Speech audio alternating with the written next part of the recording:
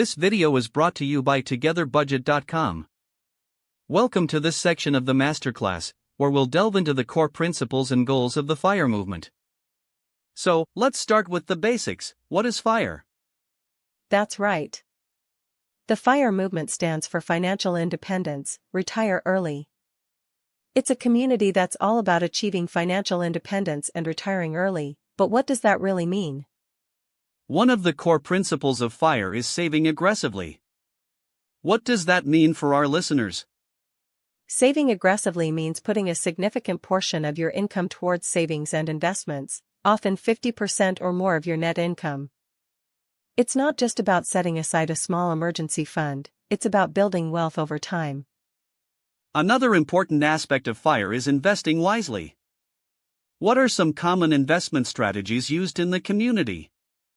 Investing wisely means diversifying your portfolio and using low-cost index funds or ETFs, rather than individual stocks or high-fee investments. Some popular strategies include dollar-cost averaging and tax-loss harvesting. When we talk about the cost of living and affordability, it's essential to consider the role of location in achieving financial independence. Where you live can have a significant impact on your expenses. That's right. The cost of housing, food, transportation, and other living expenses vary greatly depending on where you reside. For example, San Francisco is one of the most expensive cities in the U.S., while some parts of the country have a much lower cost of living.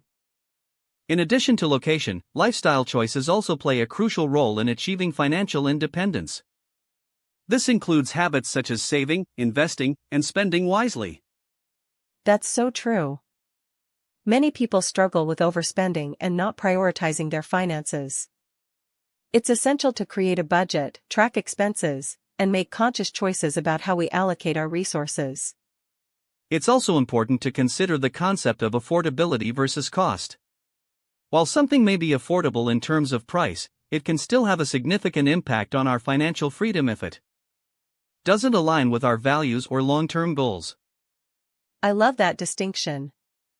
It's not just about the numbers, it's also about what we value and how we want to live our lives. By being intentional with our choices, we can create a more sustainable financial future. When it comes to investing for wealth creation, many people focus on the returns of their investments.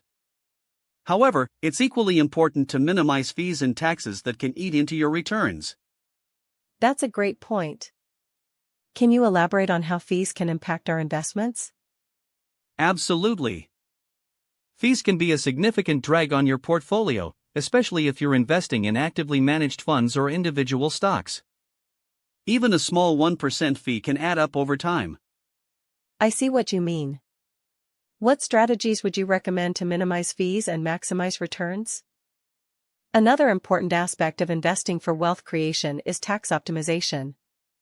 Can you share some strategies for minimizing taxes on our investments? Tax optimization is crucial to maximize your returns. One strategy is to hold taxable accounts, such as a brokerage account, and tax-advantaged accounts, like a 401k or IRA. That makes sense. What about tax loss harvesting? How does that work? Another key strategy for wealth creation is dollar-cost averaging. Can you explain how that works? Dollar cost averaging. I've heard of that before, but can you break it down for our listeners? When it comes to achieving FIRE goals, embracing minimalism and adopting frugal habits is essential. People often associate minimalism with deprivation, but I'd argue that it's actually about intentional living. Intentional living? That sounds like a big shift from the consumerist culture we're surrounded by. How do you define intentional living? Exactly.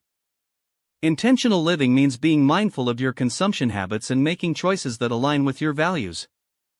It's not about depriving yourself of everything you enjoy, but rather about focusing on what truly adds value to your life.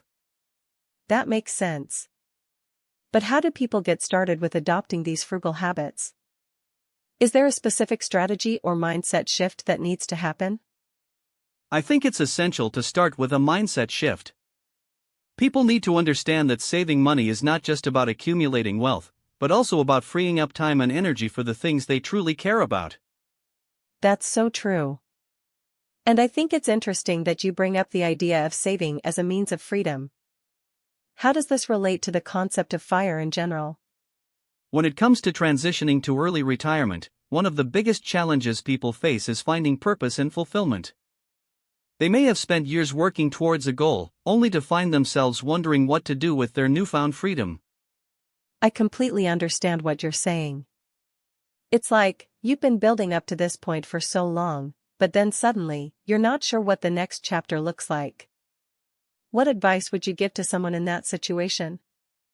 I always tell people to take some time to reflect on what they truly enjoy doing.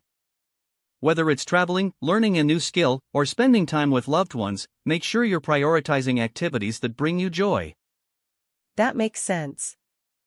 But what about the financial aspect? I've heard that early retirees often struggle to maintain their lifestyle without the regular income from a job. How can people adjust their spending habits and ensure they're making the most of their resources?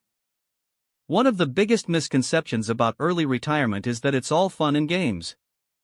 While it can be incredibly liberating, it also requires discipline and planning to maintain a sustainable lifestyle. I think what you're getting at is that it's not just about stopping work, but also about finding new ways to contribute and give back to society. Can you talk more about the importance of purpose and meaning in early retirement?